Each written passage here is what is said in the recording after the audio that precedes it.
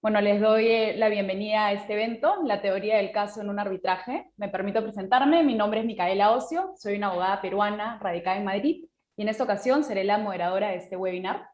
El evento será muy dinámico, en tanto buscamos profundizar sobre distintas consideraciones que un equipo legal debe tener al momento de presentar un arbitraje, así como los distintos retos que pueden surgir al momento de fungir el rol de árbitro o abogado. La idea es que sea práctico, por lo que adoptaremos el formato de questions and answers, donde cada uno de los panelistas responderá a 3 preguntas y de ese modo nos brindarán sus opiniones, experiencias y algunos tips and tricks. Al final del webinar dejaremos 15 minutos para que el público pueda hacernos llegar sus preguntas mediante el chat y debatir cualquier otro aspecto de mayor interés. Para abordar estos temas, contamos con un panel de lujo conformado por profesionales con amplia experiencia en la práctica arbitral. En primer lugar, contamos con la participación de Víctor Bonín, abogado radicado en Madrid y fundador del despacho legal BBA Arbitration, el cual está especializado en arbitraje y en resolución de disputas. Víctor actúa como abogado y como árbitro y ha sido nombrado por Future Arbitration Leader en Who's Who's Legal. A su vez contamos con la participación de Cecilia Flores Rueda, radicada en México y fundadora de Flores Rueda Abogados. Es un despacho también especializado en arbitraje y resolución de disputas. Cecilia ha sido nombrada como una de las mejores abogadas en arbitraje por Chambers Latin America en múltiples ocasiones. Ella actúa como abogada y como árbitro. Finalmente contamos con la participación de Roger Rubio, abogado peruano y fundador de Rubio Arbitration, quien cuenta con más de 15 años de experiencia en arbitraje y formó parte de la comisión que redactó la Ley Peruana de Arbitraje, además de haber ocupado el puesto de secretario general en 2 instituciones arbitrales. Actualmente se desempeña como árbitro independiente. Con eso dicho, arrancaremos entonces el webinar con la intervención de Víctor Bonín. Víctor, es un gusto tenerte y la primera pregunta va para ti. Víctor, ¿cómo crees que se debe escoger y preparar la teoría de un caso con respecto al encuadre de los hechos con los derechos contractuales y la ley aplicable? Te escuchamos. Muchas gracias, Micaela. Lamento que justamente el vídeo no funcione, pero si alguien quiere ver cómo soy, pues en mi página web hay una foto estupenda mía, con lo cual ahí me pueden poner cara ahora que ya me ponen voz. Primero déjame que agradezca a Roger la invitación y la organización de esta actividad. Y que efectivamente, como dices, que vamos a hablar un poco de la teoría del caso, ¿no? Y respondiendo a tu pregunta, ¿cómo escoger y cómo preparar la teoría del caso y encuadrar los derechos contractuales y la ley aplicable? Eso es algo que obviamente va de suyo, es algo que se tiene que hacer desde el principio. El problema es que muchas veces las herramientas de que uno dispone al empezar un arbitraje pues no dispone de todos los documentos. Entonces puede pasar que tú como abogado tengas una teoría del caso específica que encaje con los documentos que te ha facilitado el cliente, pero al cabo de un par de meses, cuando ya tienes que preparar el escrito de demanda, o en su caso el escrito de contestación, porque claro, el contestar una solicitud de arbitraje todavía tienes más restricciones de tiempo y a lo mejor no les ha dado tiempo a buscar la documentación, pues de repente tienes muchos documentos y ves que no casan exactamente con tu teoría del caso y tienes que hacer algunos cambios. Entonces, claro, lo ideal sería poder conocer todo al máximo al principio y haber tenido entrevistas con los distintos participantes de la disputa, pero eso la verdad es que no se da y al final provoca que pues, situaciones a veces que son un poco incómodas porque te obligan a cambiar la teoría del caso a mitad del procedimiento, lo que pues daña la credibilidad, pero de esto ya lo hablaremos más adelante. Bueno, es cierto lo que dices, Víctor, es que muchas veces la información va saliendo sobre la marcha, entonces uno, mientras va desarrollándose el caso en simultáneo, tiene que investigar la información, no es que todo viene a priori, como bien dices. Efectivamente. Y luego otra cosa que para mí es muy importante es cómo preparamos esos escritos, ese escrito de demanda. Yo siempre digo que la solicitud de arbitraje es un escrito fundamental porque en el fondo es ahí donde tú planteas la teoría del caso, y cuando tienes casos complejos les sirve a los árbitros para, oye, voy a recibir un escrito de una demanda, una contestación de 200 páginas. Si tienes una solicitud de arbitraje, una contestación corta de 5 o 6 páginas, eso lo puedes utilizar para leer y recordar de qué va este tema y saber con qué te vas a enfrentar en ese escrito de 200, 300, 100 páginas, más complejo, con mucha más documentación, etc. Y yo por eso siempre digo que a la hora de preparar los escritos, a mí lo que me gusta es que los hechos al mismo tiempo estén relacionados con los fundamentos de derecho. Es decir, que me aleguen algún incumplimiento y me digan, y ese incumplimiento vulnera el artículo X de la ley o del contrato, etc. Lo digo porque hay países, y muchos de tradición civilista, aquí en España pasa, y cuando tienes arbitrajes domésticos se ve muy a menudo, que lo que tienes es los fundamentos de hecho, entonces toda la relación de hechos, y luego por separado los fundamentos de derecho, los argumentos legales. Y a veces no sabes muy bien qué casa con qué, o simplemente vuelven a coger los hechos que ya te han dicho al principio y lo repiten y luego añaden los argumentos de derecho. Entonces, yo sugiero, para facilitar, es ir relatando tu historia. Al final se trata de hacer una historia creíble, intercalando esos argumentos legales que casan con cada uno de los hechos alegados. Y luego, obviamente, conocer al tribunal es muy importante, su tradición jurídica, porque además en Common Law, por ejemplo, hay una diferencia entre pleadings y memorial. En Common Law se utilizan mal al principio los pleadings, que es una primera ronda de escritos solamente alegando hechos. Luego las partes se intercambian documentos, luego se intercambian peritos y luego hay un escrito con los argumentos legales, mientras que en el arbitraje internacional o países de tradición civilista lo que hacemos son los memoriales, que es todo junto, presentar todo el caso. Entonces es importante saber quién es el tribunal para saber un poco qué esperar. Y aquí ya me callo por si Roger o Cecilia tienen algo que comentar. Víctor, muchas gracias. Creo que ya está funcionando el video, así ahora que dejo que la gente buenísimas noticias. Cecilia, Roger, no sé si quieren comentar algo. Sí, bueno, yo me animo a comentar algo sobre este punto. Primero, muchas gracias por la invitación. Estoy feliz de estar con ustedes esta mañana.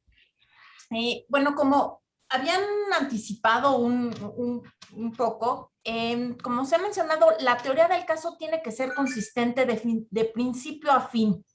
Cuando nosotros estamos presentando nuestro caso, lo que tenemos que hacer es contar un cuento, contar una historia. Y no por cuento me refiero a algo fantasioso, sino es relatar esa historia.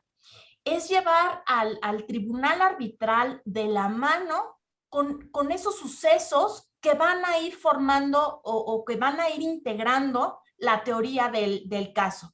Y tiene que ser consistente. Cuando uno, sentado como árbitro, encuentra inconsistencias, es ahí cuando el caso empieza a tambalearse.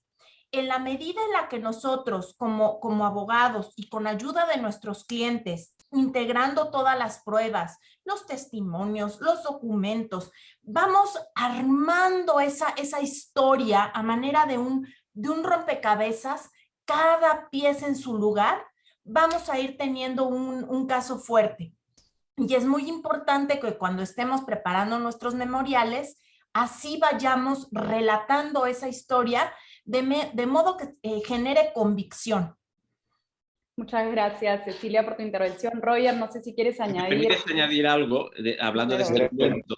Adelante. Lo que se dice muy a menudo es, una persona, tú sabes si tienes una buena teoría del caso, si eres capaz de defenderla en una conversación de ascensor. Si en 30 segundos eres capaz de explicar tu caso de una manera sencilla y clara, eso está bien. Si necesitas ir subiendo y bajando el ascensor unas cuantas veces para conseguir minutos, entonces ya ahí hay algo que falla. Claro, y ahí está más complicado. Roger, no sé si quieres añadir algo. Sí, muy puntual. Yo creo que se han conversado sobre dos puntos claves, que es consistencia y la forma simple de explicar las cosas. Seguramente tendremos oportunidad más adelante de ahondar en estos temas, pero solo quiero anotar lo siguiente. Creo que este es un momento crucial, estratégico, justamente porque definimos cuál va a ser el rumbo de la discusión jurídica en el arbitraje. Cecilia hablaba de consistencia, efectivamente, y una de las cosas probablemente con la que se encuentra un abogado que empieza a estudiar un caso, que empieza a tomar un caso, es que probablemente las pruebas o las comunicaciones que se han producido, los intercambios de comunicaciones, como no ha estado bajo su control probablemente, no sean lo suficientemente consistentes con una línea de argumentación. Entonces sí, esto es un tema que, por lo menos por mi experiencia, sugiero evaluar con mucho cuidado. No siempre vamos a encontrar todas las pruebas consistentes, eso sería lo ideal, sobre todo cuando no ha sido el mismo estudio de abogados o el mismo abogado quien ha venido manejando la controversia, digamos, desde que surgió. Pero en todo caso hay que lidiar con este tema definitivamente, y eso va a ser seguramente parte de alguna de las preguntas, de que no siempre vamos a tener todas las pruebas a nuestro favor, ¿no? Entonces el tema de la consistencia vamos a tener que revisarla para poder defender una buena teoría jurídica frente al tribunal. Muchas gracias, Roger, y continuamos contigo porque la siguiente pregunta va para ti. ¿Cuál dirías que es el rol de la investigación académica en un arbitraje y cuándo debe considerarse la utilización de un experto legal? Bien, sí, efectivamente, justamente al momento de definir la estrategia legal, es muy importante saber qué tipo de caso tenemos. Hay una, digamos, si se puede decir, hay una máxima de que mientras más complejo y sofisticado pueda ser el caso, probablemente más vamos a echar más mano de lo que es doctrina, de lo que es jurisprudencia y eventualmente la opinión de un experto legal. Ahora, es importante decir dos cosas o un par de cosas sobre cada punto. Sobre la doctrina o las teorías legales, efectivamente van a ser el respaldo de lo que vamos a presentar, de la presentación de nuestro caso. Nunca debería ser el tema central. A veces, nuestra experiencia de árbitro nos ha tocado ver que los abogados le ponen mucho énfasis a desarrollar la teoría legal, a explicar los fundamentos o los alcances de una teoría jurídica con mucha doctrina, y pierden de vista en realidad el centro de la discusión, que son los hechos del caso, ¿no? Entonces sí, es importante, pero debe ser, digamos, debe estar de la mano, debe ser complementaria con el caso que tenemos al frente. No perder de vista que no puede ser una discusión central, salvo algún tema muy puntual y sofisticado, el tema de la doctrina.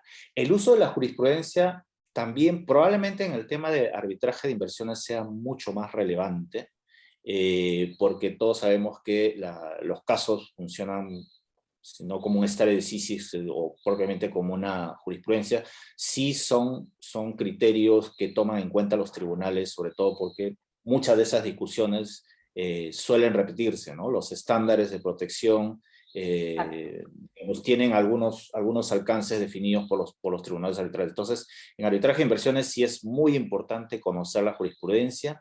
Yo diría que en arbitraje comercial internacional probablemente esa relevancia no sea tanto como en el arbitraje de inversiones. Y por último, para escoger un experto legal, yo creo que hay tres criterios básicamente. El primero es si es un tema sumamente sofisticado, una teoría jurídica, a un tema que necesitamos necesariamente que lo explique un experto legal. Entonces ahí yo creo que podemos evaluar la posibilidad de convocar a un experto legal, probablemente la persona académico o practitioner que haya tenido mucha experiencia, alta experiencia en lo que va a ser materia de controversia, o uno de los extremos de la controversia. La otra posibilidad es que el experto legal ilustre sobre la aplicación de la ley, si estamos en arbitraje internacional, ya sea en arbitraje de inversiones o arbitraje comercial internacional, ilustre la aplicación de una ley nacional a la que pertenece o conoce el experto legal, sobre los alcances o la aplicación o la interpretación según su criterio y según sus conocimientos del derecho local, del derecho nacional sobre el cual opina. Y finalmente también podemos usar a los expertos legales como una suerte de asesores internos, ¿no? A veces no necesariamente los presentamos como prueba, no necesariamente son expertos, pero sí pueden fungir un rol de asesorar, digamos, la estrategia o la teoría del caso que podemos estar planteando ante un tribunal. Entonces, todas estas opciones va a depender, por supuesto, de cada caso, y vamos a tener que evaluar y escoger cuál es la mejor manera de utilizar los expertos legales. Muchas gracias, Roger. Y sin duda concuerdo con todo lo que dices, y además muchas veces también se usa el nombre de un experto legal para convencer más al tribunal, si es que este experto legal tiene un renombre muy grande en esa área del derecho. No sé si Cecilia o Víctor quieran tal vez añadir algo. Cecilia, si quieres, o si... Si no, podemos continuar con las preguntas. Vale, pues entonces yo sí que hay algo que me gustaría, simplemente cedía el paso a Cecilia si quería decir algo. No. Quiero decir que estoy totalmente de acuerdo con lo que dice Roger, de que para materias muy especiales sí que tener un perito, un experto legal es adecuado. Cuando yo trabajaba de abogado, ahora has dicho que era abogado, pero ahí ya solamente actúo como Me árbitro. disculpo. No pasa nada. Pero cuando hacía de abogado, claro, si yo tengo yo soy procesalista, arbitralista, y si tengo que defender a lo mejor un tema de derecho espacial, algo muy específico, creo que ahí tener un experto legal es importante. Pero hay casos que creo que un experto legal lo que puede es restar credibilidad a tus abogados. Y voy a poner un ejemplo muy claro, y es que si tú tienes unos abogados que son, por ejemplo, yo qué sé, franceses, y el problema es un problema de prescripción en derecho francés, yo lo que no entiendo es que pongan como un perito, un experto legal, a un catedrático francés. ¿Qué pasa? Que tus abogados no son capaces de hacer alegaciones en temas de prescripción en derecho francés, que es algo muy genérico, muy básico, etc. Entonces, para algunas cuestiones, creo que tener un perito legal le resta credibilidad a la pericia de tus propios abogados. Claro, termina siendo contraproducente. Exacto. Cecilia, Roger, no sé si quieren añadir algo o continuar con las preguntas. Sí, sobre ese último punto, que creo que es muy interesante lo que plantea Víctor, efectivamente, algunos consideran que incluso, no solamente por el lado de los abogados, sino que incluso puede ser algo que no puede ser bien visto por el tribunal arbitral, ¿no? Si tienes ya un tribunal que ha sido elegido justamente por su especialidad en la materia controvertida, de alguna manera contraponer un experto legal que pueda tener la misma autoridad académica o profesional que el tribunal arbitral podría ser un poco arriesgado, pero yo creo que va a depender igual de cada caso porque, digamos, la defensa prefiere que un punto en particular, como dice en el ejemplo Víctor, que pueda ser no muy sofisticado, sino que pueda ser un poco más digamos, más general, igualmente pueda querer abrir una discusión a nivel de un experto, ¿no? Pero ahí nos tocamos con el problema de que efectivamente pueden encontrarse con árbitros muy experimentados también sobre la materia, y creo que sobre eso también regresaremos más adelante en alguna pregunta. Bueno, entonces continuamos y seguimos con Cecilia. Este tema lo hemos tocado muy por encima, pero Cecilia nos contará, en base a su experiencia con un poco más de profundidad, cuál es la importancia de presentar un relato consistente en un memorial. Bueno, como apuntaba en un principio, si ese caso no está presentado con suficiente solidez, se viene abajo. Todas las piezas y desde un principio tienen que estar correctamente colocadas. Y por piezas son tanto argumentos como pruebas.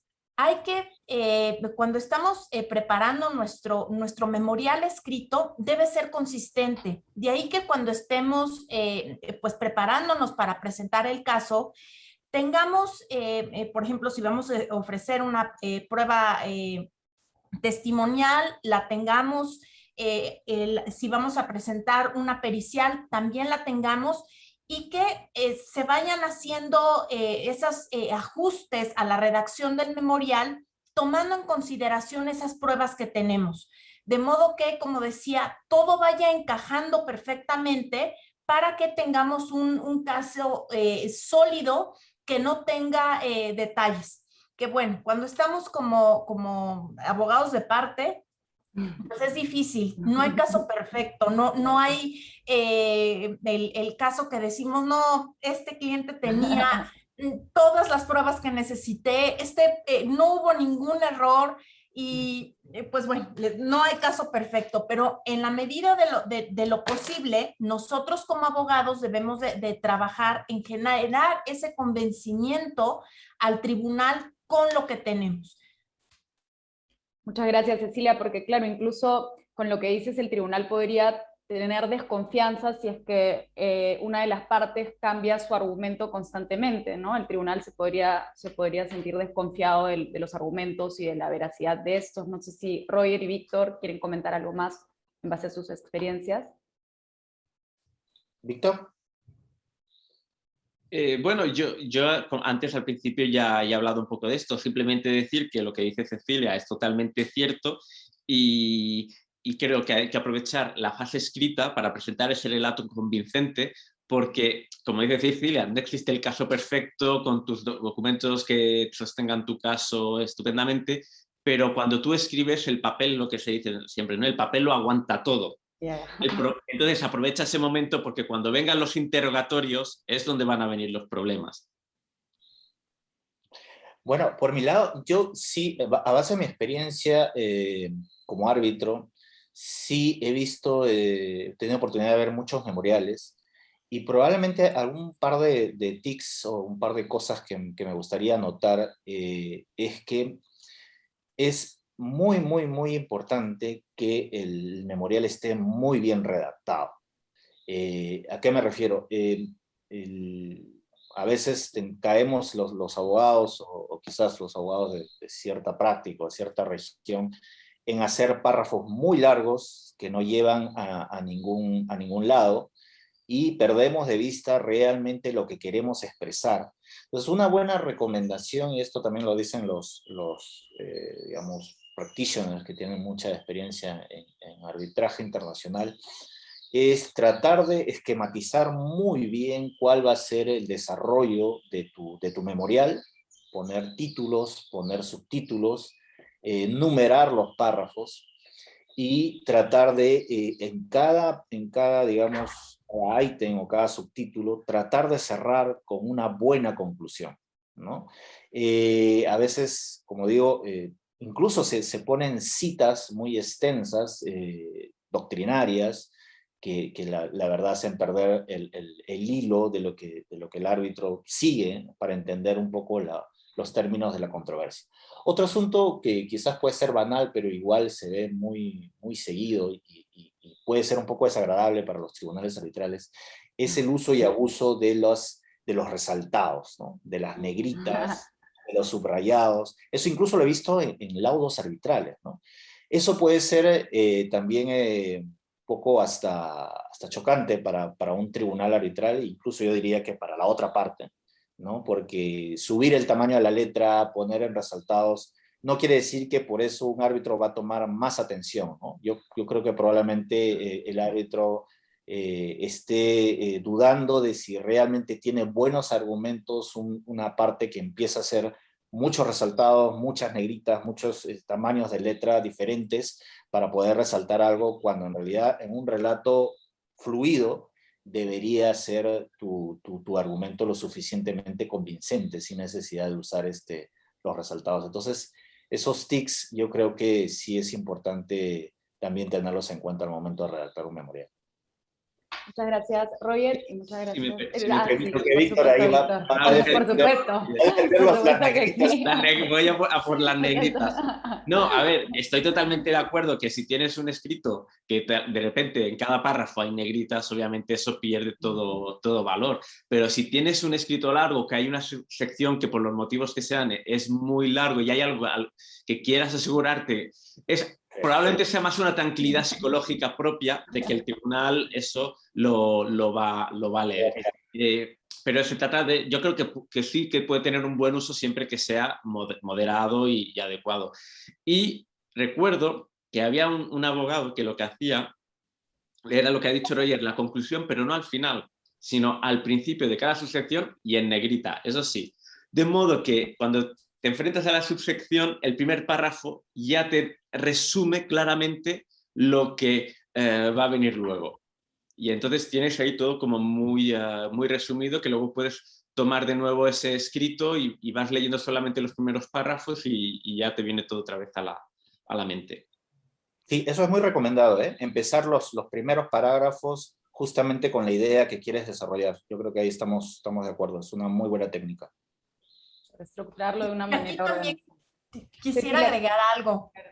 Yo creo que también los memoriales deben de ser estéticamente bonitos.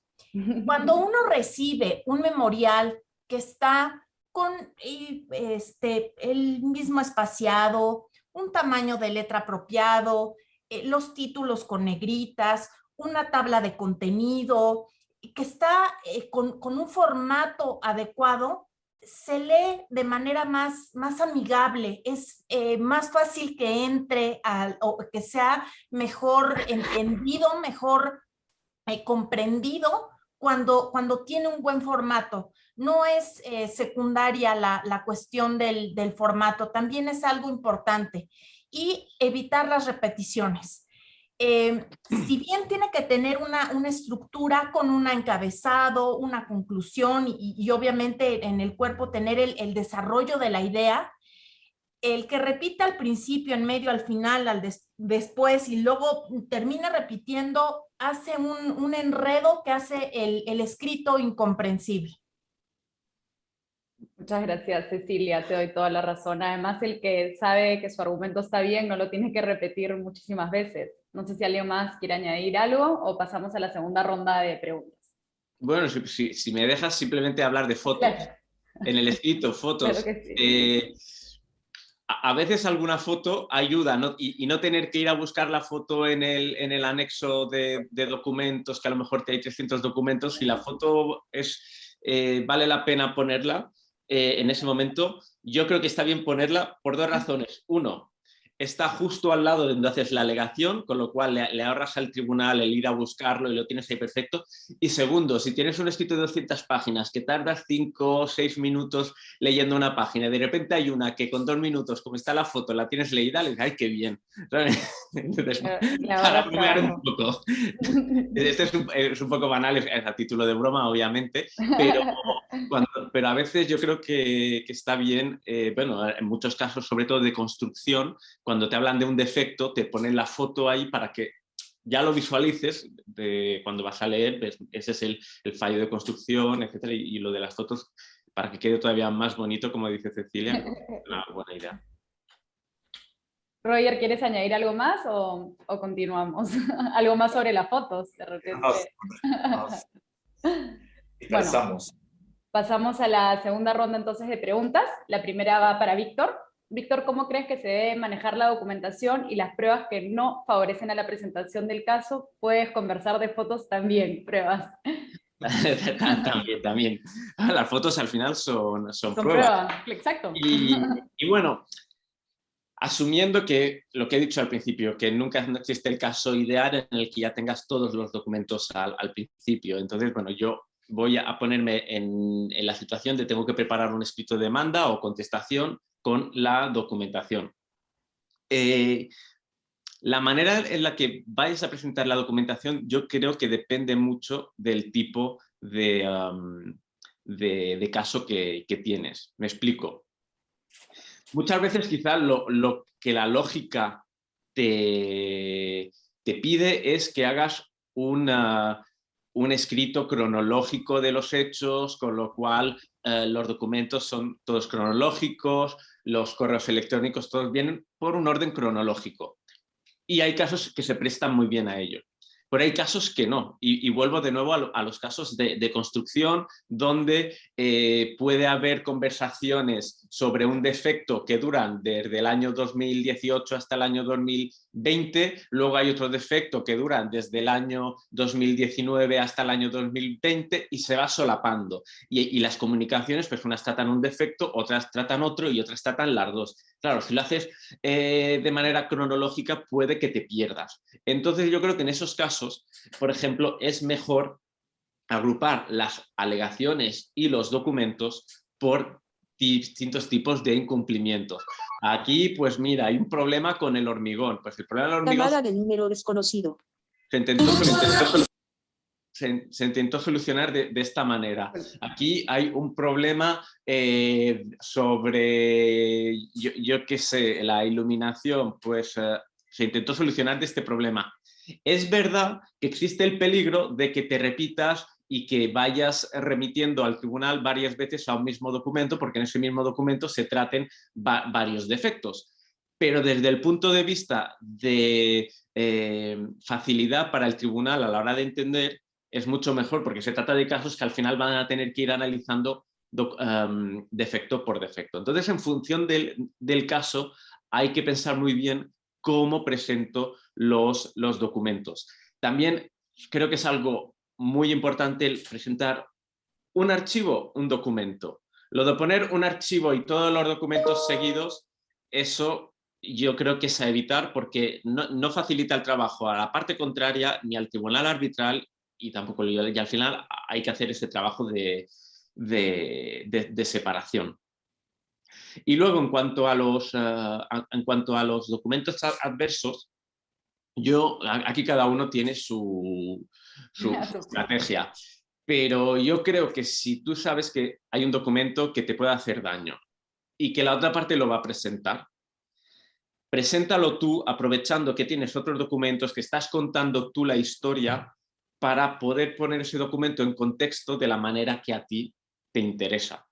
De lo contrario, cuando la otra parte presenta el documento, tú ya lo que haces es reaccionar a ese documento, y según como lo haya presentado la otra parte, tu reacción ya no podrá ser la que hubieras querido o la que hubieras querido presentar en su momento. Y yo en esto siempre hago una comparación. Seguro que muchos de aquí sois padres, madres, y cuando tienes a tus dos hijos peleándose y le dices, parad, dejad de pelear, y uno te dice, es que él me ha pegado primero, y el otro, no, pero ha sido porque él me ha dicho eso. Ah, pero es que tú le has dicho eso, y el otro. Entonces reacciona y dice, claro, has perdido la credibilidad, ya sé que es culpa tuya, ¿no? Entonces, es un poco ese sentimiento de es mejor defender un documento malo de primeras que no reaccionar a él. Entiendo yo, entiendo que cada uno tendrá sus estrategias y obviamente hay casos y casos. Víctor, solo quería comentar algo, que es que también hay que tener muy en claro si es que la contraparte va a presentar este documento, porque muchas veces también pasa que las partes se adelantan y lo presentan y al final tal vez la otra parte no tenía acceso, no tenía ese caso pensado. No sé si Roger, Cecilia quieren comentar algo adicional. Roger, estás en mute. Gracias, Micaela. Justamente iba a comentar lo que acabas de decir. A veces no es muy seguro, salvo que tengamos muy claro que es una prueba relevante, con lo cual coincido plenamente con Víctor. Creo que no es buena idea dejarla de lado, porque igual va a salir a la discusión.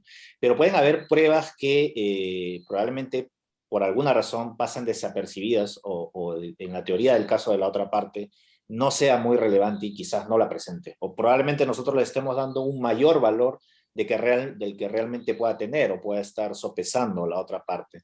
Entonces, si se trata de un documento que de todas maneras sabemos que va a salir, yo creo que la recomendación de Víctor es muy buena, en el sentido de no taparla, no dejarla de lado, referirla, pero siempre tratando de poner más énfasis o más peso a las pruebas o a la argumentación que estamos presentando. Pero sí, yo creo que es una buena estrategia no dejar de lado la prueba, sino por lo menos dar una valoración antes de que sea presentado o antes de que sea defendido por la otra parte, ¿no? Cecilia, no sé si quieres comentar algo con respecto a la prueba y a la presentación de la documentación. Creo que algo también que es importante comentar es el periodo de exhibición de documentos. Si nosotros hacemos un buen manejo de esta fase, podemos trabajar en lograr mayor convencimiento sobre determinados documentos. Aquí también es una cuestión de la pues destreza que tienen los abogados al hacer el manejo del procedimiento y la presentación de las pruebas. Muchas gracias, Cecilia, y concuerdo con lo que dices. Si no hay más comentarios, pasamos a la siguiente pregunta, que va para Cecilia, justamente. ¿Cómo se deben enfrentar las preguntas de un árbitro con alta especialización jurídica en la controversia? Por ejemplo, en el caso de la construcción o en el caso del sector energético, se ve mucho que hay árbitros que son especialistas en el rubro. ¿Cómo debemos enfrentar las preguntas? Porque podrían ser muy inquisitivos o ser muy técnicos al saber mucho de estos sectores. Claro, bueno, pues aquí también lo importante será que los abogados de parte también tengan esa experiencia para poder estar a la altura y al nivel de lo que se está preguntando. Por supuesto, tener dominado el caso, tenerlo aquí en la punta de los dedos y también hacerse ayudar o recibir apoyo de expertos técnicos. Claro, Y si es algo que escapa del conocimiento del abogado, entonces apoyarse en el perito, en el experto técnico. No está mal hacer ese apoyo, no sabemos de todo. Si buscamos apoyo en los expertos, perfecto. Todos siempre pensando pues en pro del caso. Muchas gracias, Cecilia, y solo un comentario antes de darle la palabra a Víctor y a Roger, que entiendo que en estos casos el estándar de un tribunal técnico en una disputa muy especializada es muy alto, entonces concuerdo con que apoyarse en expertos puede hacer que el caso tenga mucho más fuerza, porque ese tribunal claramente va a conocer todo sobre ese sector. No sé si Roger y Víctor quieren añadir algo con respecto a los expertos y a un tribunal especializado. Sí, gracias, Víctor. En cuanto a los expertos no técnicos, concuerdo plenamente con lo que acaba de decir Cecilia. Yo recuerdo un caso, o más bien estaba pensando si a veces nos toca enfrentar a árbitros que son altamente especializados en una materia jurídica, no técnica. Y se me viene a la mente un caso en el cual pude observar que un árbitro con mucha especialización en una discusión, un tema jurídico, prácticamente al momento de interrogar o de hacer las consultas al abogado a uno de los abogados de las partes, prácticamente lo arrinconó para tratar de alguna manera desbaratar, pues es una forma de decirlo, pero para tratar de entender, pero al final terminó un poco destruyendo el argumento jurídico del abogado.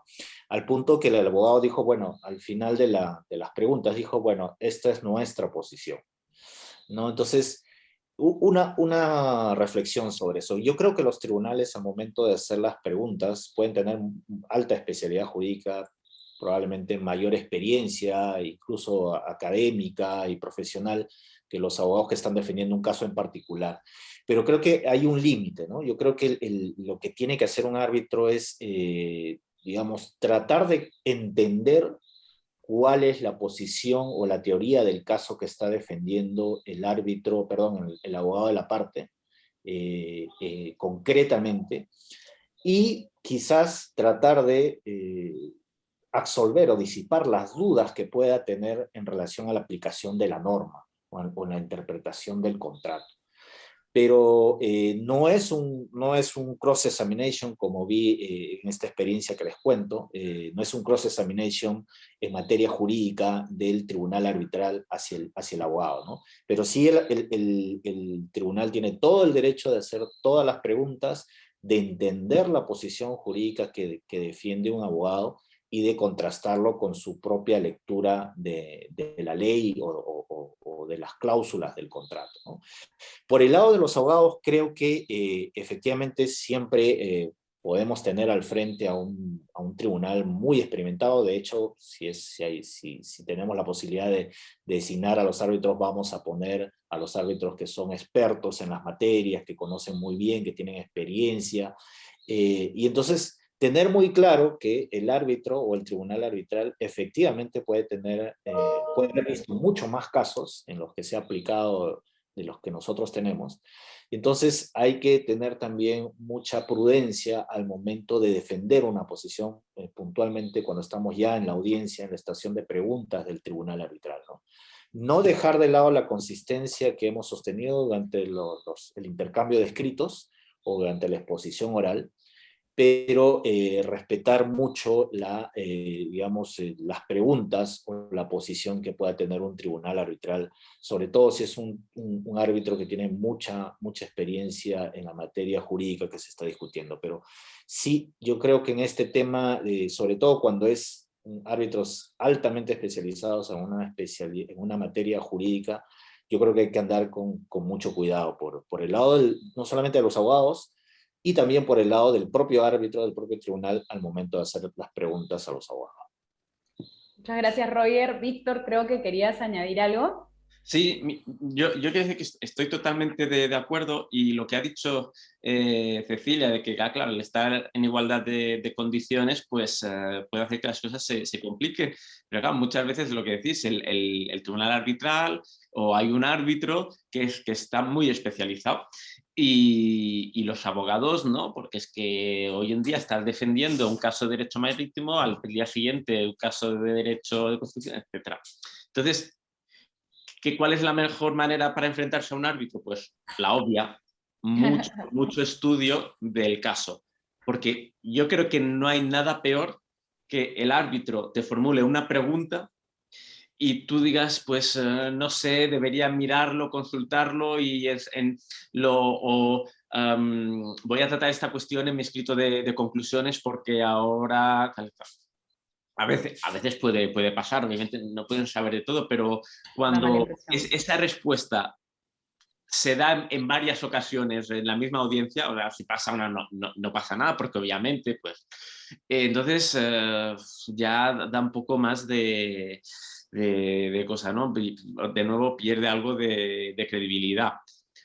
Que a lo mejor son cosas que no se han planteadas que no se plantearon porque no eran necesarias para su teoría del caso, que eso también puede ser. Es decir, que a veces el árbitro muy especializado pues sabe tanto que se va por las ramas y plantea una cuestión que en realidad carece de relevancia. De hecho, en la próxima ronda voy a hablar un poco de esto, y entonces tampoco es que se acabe el mundo si no sabe responder a la cuestión, porque probablemente no sea relevante, y a lo mejor se lo tienes que plantear, mire, señor árbitro, es que esto para este caso no es relevante.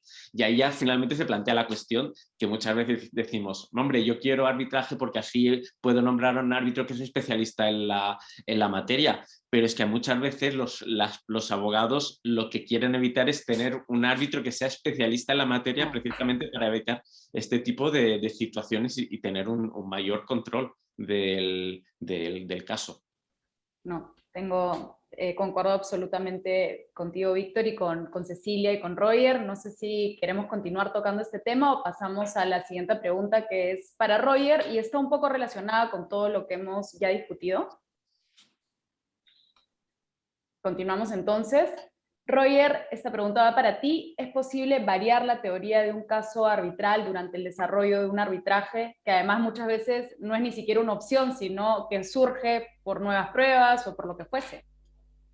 Sí, sí, es una excelente pregunta. Yo creo que va a depender de cada caso, como solemos responder los abogados, pero yo diría que en términos generales es un poco arriesgado cambiar la teoría del caso a mitad de camino. Pueden haber situaciones excepcionales. Ahora, hay dos hitos que me gustaría mencionar al respecto. Primero, cuando planteamos la teoría del caso en el memorial de demanda, normalmente lo que vemos, eso también puede ser objeto de discusión, algunos están a favor, otros en contra. Vemos que hay una línea principal, ¿no? Se está pidiendo, por poner cualquier ejemplo, que se culmine con la ejecución del contrato.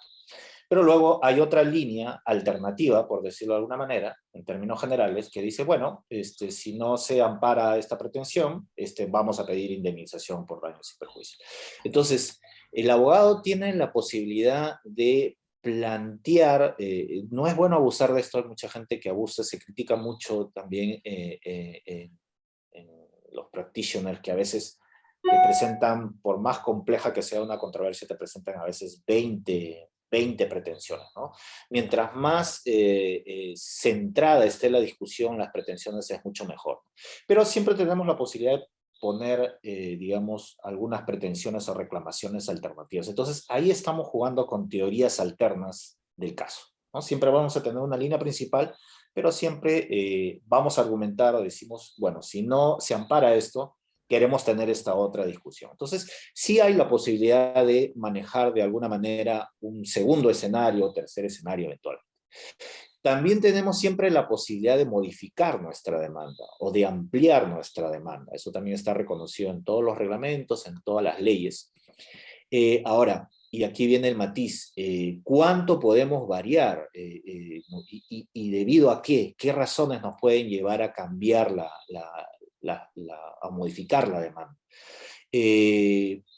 Pueden suceder cosas durante el arbitraje, varias cosas. Por ejemplo, pueden surgir pruebas nuevas que no teníamos a la vista, probablemente que han sido sujetos a una producción de documentos o que simplemente no la teníamos en el radar y aparecen y son pruebas muy relevantes que podrían afectar nuestra teoría del caso. Puede que los argumentos, los contraargumentos de la otra parte en sus memoriales de respuesta, de contestación, sean evidentemente argumentos muy fuertes, muy contradictorios de la posición que hemos asumido en la teoría del caso, y eso podría llevarnos a replantearnos eventualmente la teoría del caso. Y puede que el tribunal haya tomado algunas decisiones en el camino, ya sea una decisión de jurisdicción, ya sea incluso una decisión sobre una medida cautelar, o cualquier otro tipo de orden de un tribunal arbitral que esté buscando centrar la discusión de la controversia, y eso, o incluso en una audiencia, o las preguntas del tribunal podrían hacernos dudar del camino que hemos escogido en la teoría del caso. Todas estas son situaciones prácticas que pueden presentarse muy excepcionales. Yo diría que sí, que es posible, pero que mientras menos sustancial sea la variación de la teoría del caso, va a haber más posibilidades de que eso sea aceptado por un tribunal arbitral.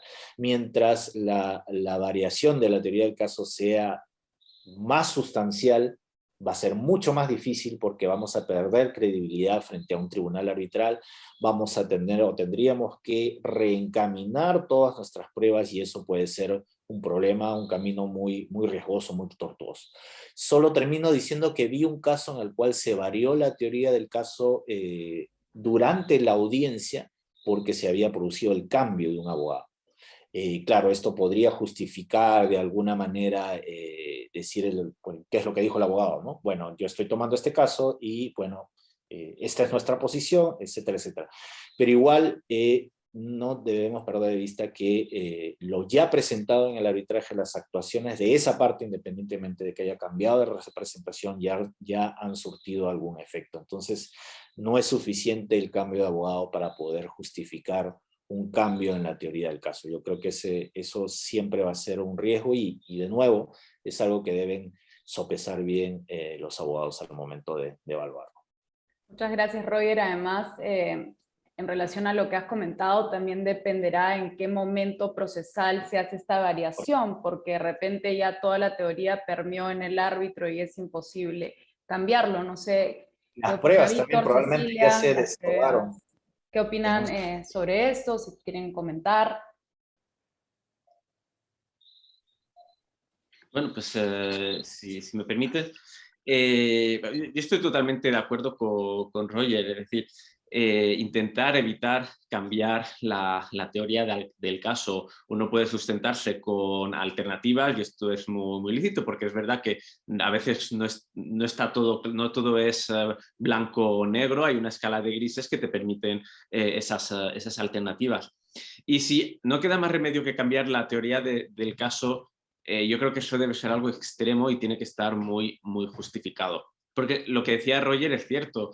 Lo que has dicho está y escrito está. Y aquí entramos en el tema de los sesgos cognitivos. Lo que se te ha dicho es difícil que se olvide, y el ejemplo claro de siempre es el de las películas americanas de abogados, donde un abogado enseña un documento, una imagen o dice algo, etcétera, y el otro protesta, se inadmite, sí, se inadmite, pero el jurado ya lo ha oído y eso ya queda aquí en la mente, ¿no? Entonces, claro, el tribunal pues piensa, bueno, ahora me cambia eso, pero en su momento lo que decía era eso. Qué extraño, ¿no?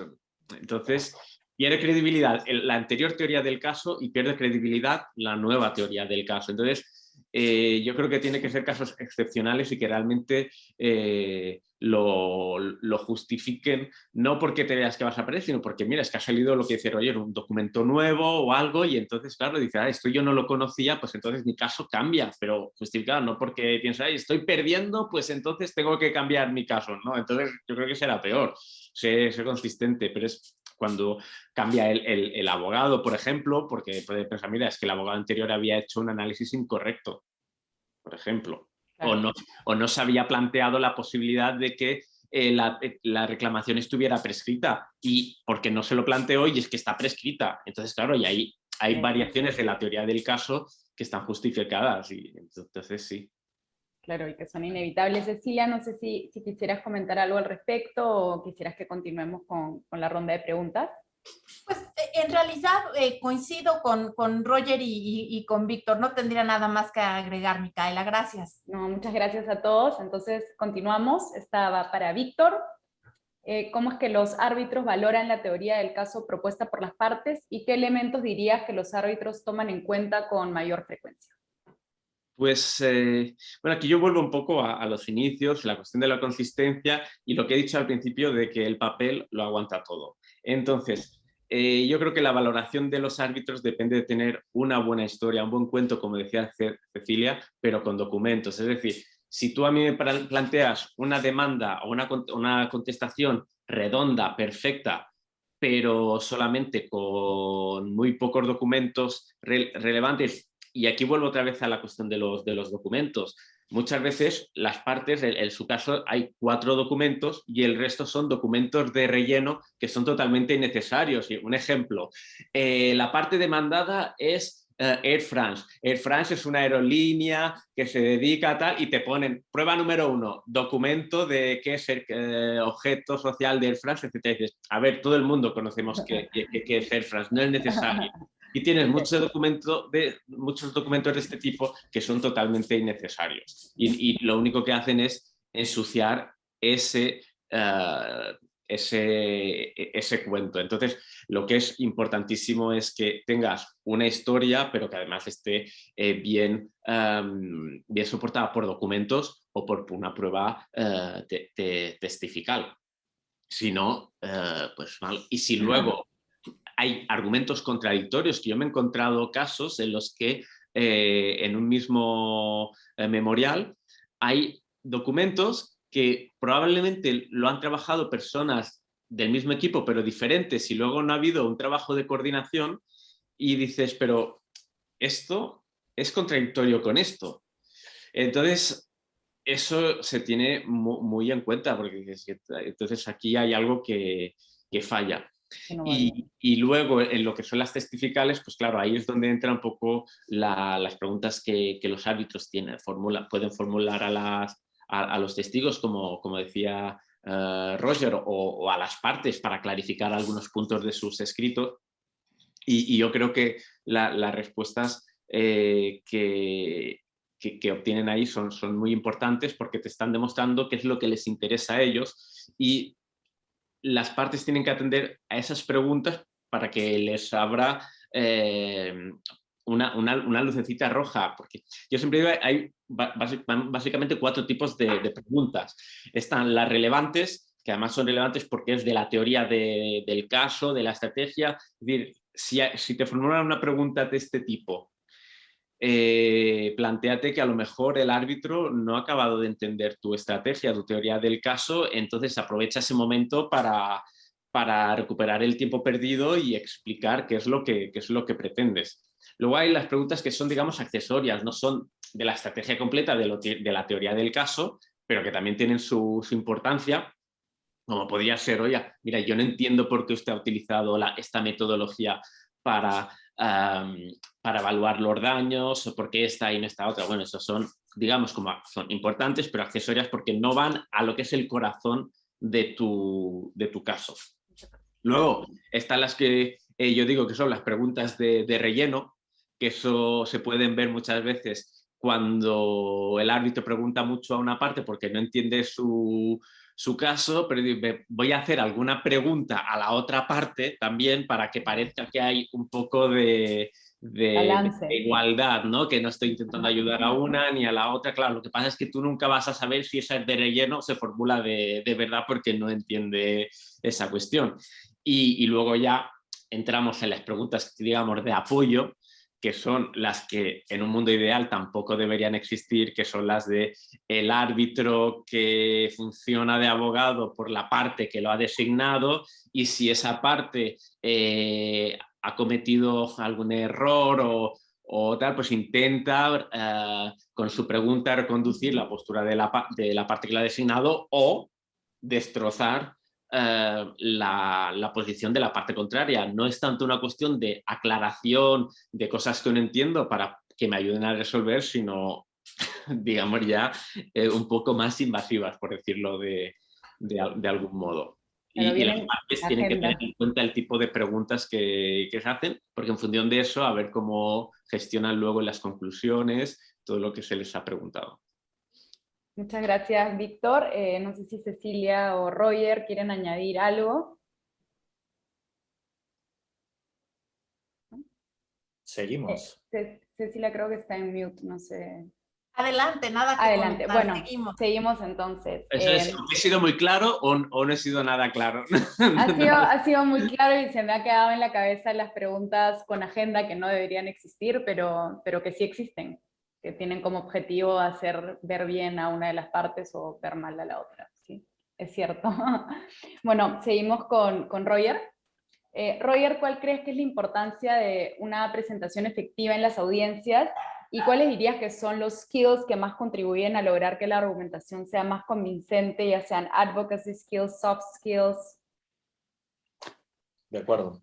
Gracias, Micaela. Sí, probablemente este es uno de los temas más, que más opiniones vamos a encontrar. Se ha escrito también muchas cosas sobre la advocacy en arbitraje. Y hay mucho de experiencia personal, ¿no? Dependiendo de qué lado estés, si es del tribunal arbitral o de los abogados, pero digamos, si tuviéramos que resumir algunos dos o tres ideas, yo creo que esta, y no voy a dejar de lado, porque es un tema aparte, totalmente amplio, que es todo el tema del interrogatorio, ¿no? Solamente me voy a referir a la presentación oral del caso. Sin duda, es muy importante la exposición oral del caso, la presentación que hagan las partes del caso, ¿no? Porque es el momento de la inmediación que tienen con el tribunal arbitral. Claro, una cosa es hacer los memoriales, las comunicaciones que son parte de las actuaciones, pero algo muy diferente es interactuar directamente con el tribunal arbitral. O sea, contar al tribunal arbitral lo que decía Cecilia al principio, que lo que hemos escrito en nuestro relato realmente es de esta manera. Y es de esta manera porque, digamos, tenemos estas pruebas, porque podemos de alguna manera demostrarlo y poder estar a disposición para defender esa posición frente a la otra parte y frente a las preguntas del tribunal arbitral. Entonces, no es muy recomendable exposiciones muy largas, por ejemplo, de 3 horas. ¿Por qué? Porque ya los árbitros van con el caso estudiado, ¿no? O sea, conocen ya los hechos del caso, han leído probablemente todos los memoriales, saben cuál es la teoría del caso de cada parte. Entonces, repetir un poco todo lo que ya hemos hecho durante el proceso puede ser un poco ocioso. Pero lo que sí hay que hacer es, si es que hay, por ejemplo, hay que ir a la parte, empezar con la parte de hechos y luego ir a la teoría del caso. La parte de hechos debe ser muy breve. Yo diría que si hemos presentado 20 hechos o 30 hechos en nuestros memoriales, probablemente los 20 hechos no sean relevantes para poder defender nuestro caso. Obviamente es importante porque todo tiene una secuencia, etcétera, etcétera, pero escojamos los hechos más relevantes y probablemente si hacemos un ejercicio de simplificación, llegaremos a la conclusión de que esos 20 hechos, probablemente 4 o 5 sean los más relevantes. El resto va a estar ahí. No mencionarlos no quiere decir que no lo van a ver los árbitros. La idea de la exposición oral es que los árbitros tengan el centro de la discusión de la teoría del caso. Luego, en la teoría del caso hay que ser, evidentemente, como ya hemos repetido muchas veces, muy consistentes. Por supuesto, esta es más la experiencia que les cuento del lado del tribunal arbitral que me ha tocado estar. Hay que ser muy consistentes y muy esquemáticos, ¿no? O sea, ¿qué es lo que he pedido? ¿Cómo lo demuestro? Las pruebas son fundamentales. También lo mismo, si hemos presentado 200 pruebas, 200 documentos, digamos, escojamos lo más relevantes y lo que podemos hacer es hacer una referencia que refuerzan esa teoría o esa posición, esa reclamación, todas las demás pruebas y ahí puede haber un detalle, ¿no? Pero escojamos la foto, escojamos el documento, el extracto de la cláusula contractual que más nos interesa cuando estamos exponiendo sobre un argumento que queremos que quede en la memoria del árbitro. Otra ventaja de la exposición oral es que podemos utilizar la tecnología. Podemos utilizar gráficos, podemos utilizar animaciones, PowerPoint, pero sin abusar, ¿no? O sea, la famosa presentación de impacto tiene que ser aquí nuevamente moderada, no por presentar hacer grandes presentaciones de impacto va a mejorar nuestra posición. Si no tenemos el caso, no lo tenemos, así hagamos una excelente presentación en PowerPoint o cualquier otro programa de presentación de última generación. Entonces, muy moderadamente y tratando de, porque está demostrado que la parte visual, la parte gráfica y la parte oral calan mucho en la memoria de un juzgador en general, en este caso de un tribunal arbitral. Y por último, el lenguaje tiene que ser muy sencillo, así como también debe serlo en los memoriales escritos. El lenguaje no tiene que ser sofisticado. Yo siempre de alguna manera suelo decir que lo que se escriba en el laudo o incluso lo que puede escribirse en los memoriales debe ser de un entendimiento para el cliente. No puede ser algo que solamente entiendan los abogados.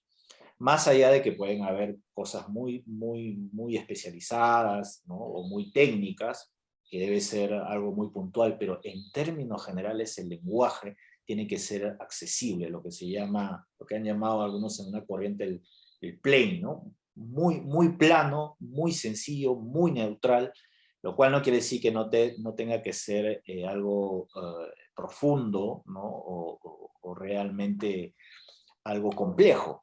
De hecho, aquí me gusta también citar mucho lo que decía este físico, uno de los físicos más importantes del siglo XX, que es Richard Feynman, que lo más complejo, si no lo puedes explicar en sencillo, es que tú mismo no lo estás entendiendo. Entonces, mientras las cosas más complejas las podamos explicar en lenguaje sencillo, vamos a facilitar la labor del tribunal arbitral. Y bueno, y lo último es simplificar lo más que se pueda nuestra posición, ¿no? Si el tribunal nos da 1 hora para poder presentar nuestra posición, digamos, distribuir el tiempo de tal forma que podamos cubrir, esto es muy importante, cubrir todos los issues que nos interesan, que son todos los issues relevantes del caso, ¿no? Y con las pruebas que, por supuesto, van a favorecer nuestra posición. Muchas gracias, Roger. Less is more, como dicen, y esto también va en línea con lo que decía Víctor, de si no lo puedes explicar en el ascensor, no, estás perdido. No sé si Víctor o Cecilia quieren añadir algo más a esta discusión, o podemos continuar con las preguntas. Pues igual yo coincido con lo que dice Roger. También es una cuestión que hay que preparar, tenerlo ensayado, tener un tono de voz que resulte claro, hacerlo sintético, muchas veces apoyarse en un esquema que, como bien dice Roger, no necesariamente porque traigas una presentación PowerPoint increíble, quiere decir que esa presentación pues resulte clara o que estés para ganar el caso. En realidad lo que tiene esta parte de la presentación oral es un complemento a los memoriales escritos, a la parte escrita del arbitraje. Y lo que vamos a hacer con una exposición verbal clara es precisamente exponer en nuestras propias palabras el caso, explicarlo. Y pues esto porque hay gente a la que le entran más los textos, hay gente a la que le entra más una explicación o una argumentación verbal, pero todo se complementa. Exacto, todo es un todo y como bien dicen, recurrir solo a la presentación hace que se pierdan otros skills que además son propios de la abogacía. Víctor, no sé si quieres añadir algo en tu experiencia como árbitro, como abogado. Añadir, bueno, obviamente estoy totalmente de acuerdo. Yo iba a comentar lo que decía ahora Cecilia del tono de voz. No todo es igual de importante, con lo cual modular la voz, el resaltar con la voz lo más importante es fundamental. No hay que perder de vista al tribunal arbitral, porque si ves que se está perdiendo, durmiendo, que empieza a mirar, que está perdido, etcétera, tienes que saber reaccionar a tiempo. El lenguaje corporal también es muy importante.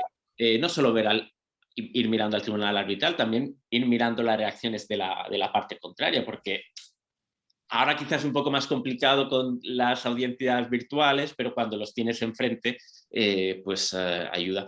Y básicamente, sí, justo, que se me estaba pasando. Y evitar leer, porque he tenido alguna presentación donde sus presentaciones orales las han leído enteramente de principio a fin, y claro, uno dice, para eso me lo mandas por email el día antes y ya me lo leo yo tranquilamente en mi casa. Porque le quita mucha fuerza. Con un tono de voz totalmente plano, etcétera, dices, este ejercicio entonces no era necesario, yo me he leído el caso para hacer esto. De acuerdo, no, además aburre mucho al tribunal. No sé si quieren añadir algo más o pasamos a la última pregunta porque estamos un poco contra el reloj. Tenemos una última pregunta para Cecilia y pasamos a la ronda de preguntas que tenemos 4 preguntas ya, 2 por el chat y 1 por questions and answers. Así que pasamos contigo, Cecilia. Con esto clausuramos las preguntas. ¿Cómo los árbitros pueden encontrar un hilo conductor para resolver la controversia?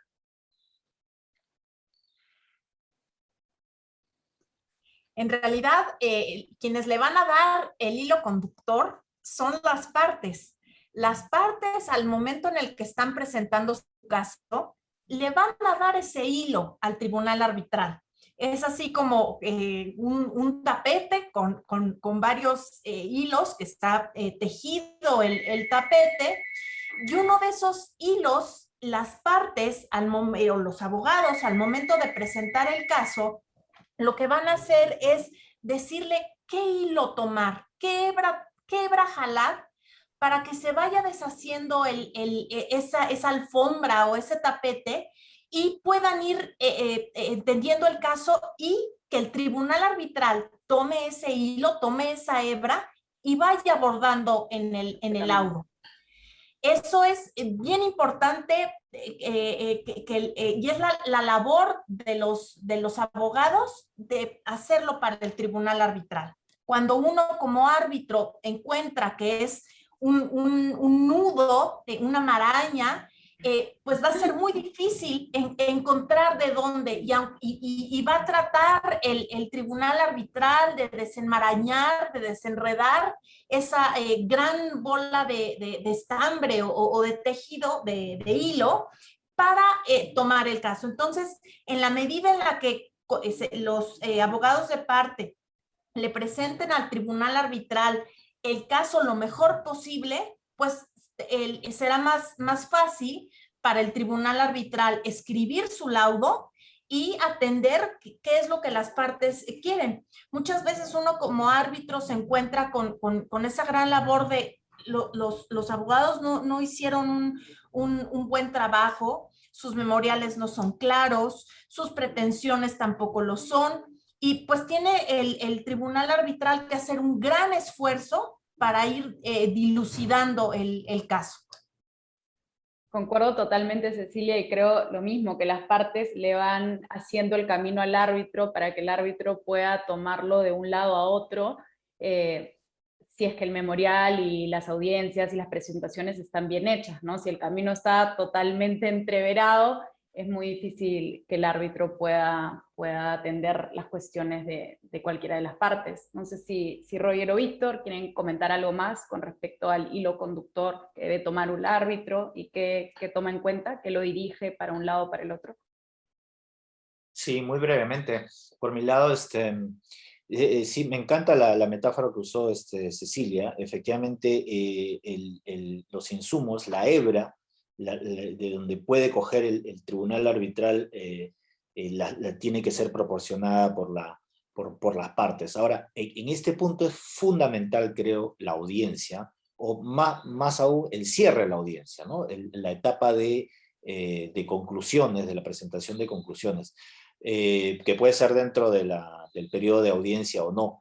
Entonces, es una práctica que es muy útil. A veces el tribunal, ya después de escuchar la posición de las partes, de haber escuchado la actuación de las pruebas, tiene probablemente claro cuáles son los 4 o 5 puntos, o quizás menos, que son fundamentales o que son cruciales, o donde está el centro neurálgico a la controversia. Entonces le pide a las partes que presenten un memorial de conclusiones dirigido justamente a esos 3 o 4 puntos, que es lo que probablemente va a definir la controversia. Eso es importantísimo, pero también es importante que las partes, digamos, den a los árbitros los insumos o la parte de pruebas que puedan ayudar a resolver la controversia. O sea, a facilitar a los árbitros escribir el laudo. A veces hay casos muy complejos, con muchas pruebas, pero yo creo que este es el momento en cuando uno cierra la audiencia, en que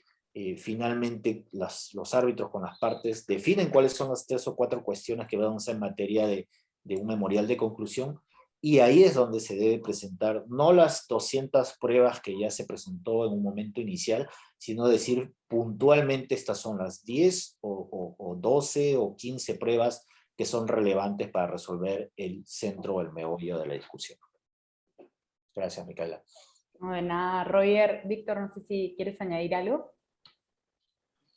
Sí, si me permites tomar también la metáfora de Cecilia, y la voy a hacer quizá un poquito menos bella, ¿no? Porque la hebra y la lana es como bonito. No, preciosa, una poesía. Es muy bonito, y yo voy a coger otra muy parecida, pero bastante más fea. Y es, hoy en día seguro que todos tenéis un cajón con cables de cargadores de ordenador, cargadores antiguos de teléfono, etcétera, etcétera, y que también están hechos una bola. El problema es que eso ya no hay nadie que lo solucione, porque tiras por un lado, se te atan otros cables, etcétera, y dices, lo dejo en el cajón otra vez.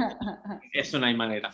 Pues eso puede pasar con escritos y que te presenten un caso muy mal argumentado, confuso, que no sepas por dónde cogerlo. Entonces, contra eso, el tribunal poco puede hacer. Es decir, si tú presentas un caso de una manera confusa, mala, que no se sabe lo que dice Cecilia, no se sabe lo que pides, no se sabe lo que argumentas, ahora dices esto, luego dices esto otro, etcétera, pues contra eso poco puedes hacer, porque lo que no va a hacer el árbitro es suplir el trabajo de un mal abogado. Pero sí que creo que ahí hay que hacer una diferencia entre lo que son los argumentos y las pretensiones, porque Cecilia le ha dicho muy bien, a veces no sabes tampoco lo que piden. no sabes si te están pidiendo una condena dineraria o una condena porque está mal redactado, lo que sea. Entonces yo ahí sí que creo que hay que hacer una diferencia. Una cosa es lo que te piden el petitum, que creo que sí que tiene que quedar clarísimo para el tribunal. O sea, el petitum no puede estar sujeto a interpretación, a ver si el demandante o el demandado ha querido decir esto o esto otro, porque el tribunal tiene que decidir sobre eso. Y si no sabe lo que le piden, puede pasar que decida extra petita o que decida algo que no le han pedido, que decida más de lo que le han pedido, porque simplemente no lo entiende. Entonces yo creo que ahí el tribunal, si no lo entiende cuando recibe el escrito de demanda o de contestación, tiene que pedirle a la parte, mire, su petitum, yo no lo entiendo, por favor, clarifíquemelo. Otra cosa son los argumentos. Si ya no entiendo los argumentos para sostener su petitum, eso ya es otra cosa. Pero el petitum sí que creo que es necesario que ahí el tribunal adopte un rol más activo, porque de ello pende un potencial Anulación, ¿no? acción de anulación del laudo.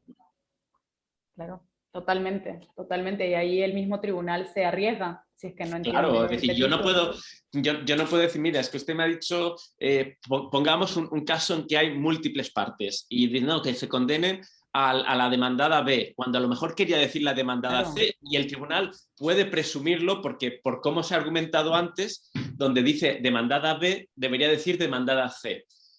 Pero a lo mejor no, a lo mejor en su petitum quería poner demandada B. Mejor Entonces, clarificarlo. eso no lo puedes presumir. Porque basta que llegues y digas, condeno a la demandada C, presumo que quería decir la demandada B, y digas, no, yo dije demandada B y quería decir demandada B. Claro. Y Entonces, incurres en responsabilidad. Entonces yo creo que eso sí que es importante. La confusión, si los argumentos tienen tratamiento, el petitum yo creo que tiene que tener otro y no tiene que dejar resquicio alguno a posible interpretación. Tiene que ser clarísimo. Muchísimas gracias, Víctor. Y con esto cerramos las ponencias. Muchísimas gracias a todos. Ahora pasaremos a la ronda de preguntas. Acá tenemos unas preguntas del público. La primera va para todo el panel, que dice, ¿cómo evitar que árbitros que a veces intentan formular alguna pregunta que tenga apariencia de reacusar alguna exposición inadecuada de un argumento del abogado? ¿Cómo tratar esta situación? Pues, a ver, si me permite, esto es lo que yo decía antes, la pregunta de apoyo, ¿no? Entonces, claro, no, a un tribunal no le vas a decir, oiga, usted le está ayudando. Sus compañeros no le dirán, oiga, usted está reencazando, no puedes hacer eso. Este tipo de preguntas, como decía yo, se suelen dar con esos árbitros que intentan ponerse a favor de la parte que los ha designado, y entonces, pues la mejor manera es la preventiva, no designar árbitros que se comportan de ese modo. Pero claro, me dirás, ya, pero es que lo ha designado para eso probablemente, ¿no? Pues yo la respuesta que tengo a eso es muy clara. Al final, como decimos aquí, se le ve el plumero, y el árbitro que actúa así también puede perder credibilidad frente a sus coárbitros y frente al presidente. Yo creo que el presidente toma más en serio a un coárbitro que ve que se sabe el tema, que actúa de una manera imparcial, que no a otro que a lo mejor no se ha leído el caso, está ahí solamente para formular preguntas para ayudar a la parte que le ha designado, y pierde credibilidad. Entonces yo realmente creo que es un flaco favor hacer esto, pero impedirlo no puedes impedir que haga preguntas, libertad de expresión. Roger, Cecilia, no sé si tienen algún comentario con respecto a esta pregunta del público. Totalmente de acuerdo con Víctor. Y sí, es un tema delicado. Me ha tocado alguna vez estar en un caso en el que ha sucedido. Ahora, pueden haber, yo creo que ahí el rol del presidente, que fue lo que pasó en este caso que estuve, el rol del presidente es fundamental, ¿no? Entonces, el presidente puede, de alguna manera elegante, interrumpir para poder tratar de expresar lo que está queriendo preguntar el árbitro, y de alguna manera de ahí tomar el control de las preguntas, del interrogatorio del tribunal arbitral, o incluso, digamos, en un chat interno que teníamos en el presidente mandar un mensaje, ¿no? Decir que que cierre la estación de preguntas, que dirija la pregunta también a la otra parte, o que escuche también lo que tiene que decir la otra parte. En fin, es un tema ya de manejo del propio presidente en la medida en que un presidente lo quiera hacer y puede hacerlo, ¿no? Del lado del abogado, si me pongo si estuviera del otro lado, ¿no? Del lado del abogado es mucho más difícil, ¿no? Porque efectivamente, como dice Víctor, el árbitro cualquier miembro del tribunal arbitral está en su derecho de preguntar a las partes. Claro, si hace leading questions, va a perder credibilidad, pero el tema es que cómo evito que eso se siga desarrollando, ¿no? Entonces, ahí es muy arriesgado, o sea, una posibilidad es que, digamos, llamar la atención al tribunal o al presidente del tribunal que las preguntas puedan ser también respondidas o dar una posición también sobre lo que tiene que decir la parte y no solamente preguntarle a la otra parte. Y de alguna manera con eso darle el mensaje al presidente o al tribunal en su totalidad de que el abogado está incómodo con esas preguntas que está realizando la otra parte, ¿no? Sin decirlo directamente, pero no deja de ser un tema delicado. Muchas gracias, Roger. Y sí, sin duda es un tema delicado para los abogados que además no quieren indisponerse con el tribunal, ¿no? Cecilia, no sé si quieres añadir algo a esta discusión. Pues tal vez solo, bueno, comentar una anécdota. Tuve un caso en donde una de las partes le contaba las preguntas a los árbitros. Era un poco de desconocimiento sobre el funcionamiento de un arbitraje. Y esta persona consideraba que que uno de los árbitros estaba ayudando a la otra parte. Entonces le contaba el número de preguntas que hacía y al final de la audiencia tenía su lista de qué había preguntado y que estaba favoreciendo a una de las partes.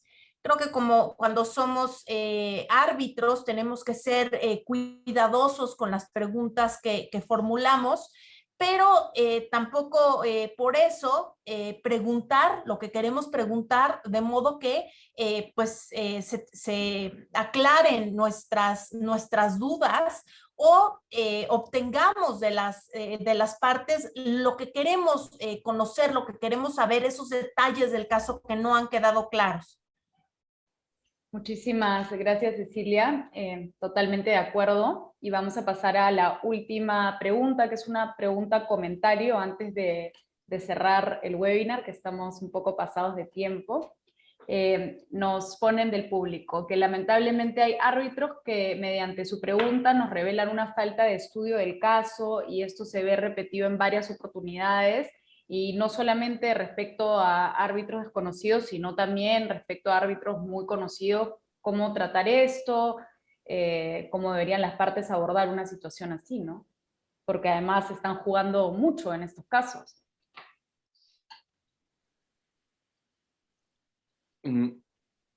Bueno, pues si queréis... Bueno, para el panel, pero... Víctor rompe el hielo, a ver. Pues empiezo yo. Sí, es verdad, puede pasar eso, y de nuevo yo voy, y además ahora aquí hablaré de diversidad, precisamente. Porque, primero, muchas veces llega un momento que cuando tienes experiencia ya sabes, oye, si se lo lee, no se lo lee. A veces puede ser un caso puntual, que por las circunstancias que sean, pues en ese caso el árbitro pues no ha tenido tiempo o lo que sea, pero es algo puntual. El problema es cuando estamos hablando de los mismos, etcétera, ¿no? Y entonces yo aquí siempre rompo una lanza por la diversidad. Y esto sucede pues cuando no se estudia, cuando no hay tiempo.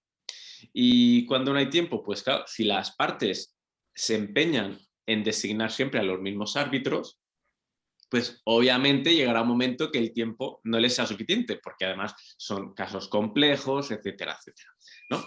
Entonces ahí está la lanza de la diversidad, de buscar nuevos nombres de árbitros, mujeres, distintos rangos de edad, más jóvenes, de edad intermedia, siempre en función del caso. Yo siempre digo, no se trata de, bueno, pues entonces para un arbitraje tipo Yucos de billones de euros, pues designar a una persona de 40 euros. Obviamente que no, pero no pretender que un arbitraje de 10 millones de dólares lo resuelva un árbitro que al mismo tiempo en su mesa tiene arbitrajes de miles de millones de dólares, porque no le va a prestar la misma atención, y entonces eso puede pasar. Entonces es la lanza por la diversidad geográfica, de edad, de sexo, etcétera, para aumentar el pool de árbitros, y con eso se hace que pues gente que tenga más tiempo. O sea, yo siempre digo que son dos características fundamentales: curiosidad y tiempo. Un árbitro que tiene tiempo pero no es curioso, da igual, no se lo va a estudiar, no es curioso, y si hay algo que no entiende no va a buscar la respuesta. Si es curioso y no tiene tiempo, da igual, porque aunque tenga inquietudes no tendrá tiempo para buscar la respuesta. Lo importante es que tenga tiempo y que tenga curiosidad de saber de qué va el asunto. Pues ahora me están hablando aquí de un tipo de defecto o de un producto químico que no sé exactamente qué es, pues me meto en internet a ver qué se trata este producto químico, etcétera, etcétera. Entonces yo creo que la mejor manera es la prevención y aumentando el pool de árbitros y nombrar árbitros que sepas que van a estar disponibles y van a tener tiempo para dedicarle al caso. Y aquí me quedo. Muchas gracias, Víctor, y es totalmente cierto. Muchos árbitros jóvenes, si es que tienen un caso y es su primer caso y quieren crear además una carrera, van a tomarle muchísima importancia y lo van a estudiar muchísimo, ¿no? Porque además no están sobregirados, como bien dices, de arbitrajes complejos y de mucha importancia. No sé si Víctor o no sé si Cecilia, disculpa, o Roger quieren añadir algo sobre esto, cómo manejar una situación en la que el árbitro está desentendido de los hechos del caso. Sí, yo creo que también sí, es muy, muy difícil, ya cuando estás te das cuenta durante la audiencia que eso está ocurriendo, sobre todo si es un árbitro único o si es el presidente del tribunal, ¿no? Es muy difícil. Ahora, digamos, una forma de poder medir también eso es las preguntas del tribunal arbitral, ¿no? Muchos practitioners prefieren que haya árbitros preguntones o que pregunten bastante a un árbitro que no pregunta nada, porque un árbitro que no pregunta nada es porque no ha estudiado todavía el caso, no conoce el caso y probablemente no sabemos por dónde, si estás del lado de los abogados, no sabes por dónde están los flancos o las debilidades de tu teoría del caso, no sabes qué parte no ha entendido el tribunal arbitral de la teoría del caso, no sabes si las pruebas que has presentado los árbitros realmente lo van a valorar como tú lo has previsto.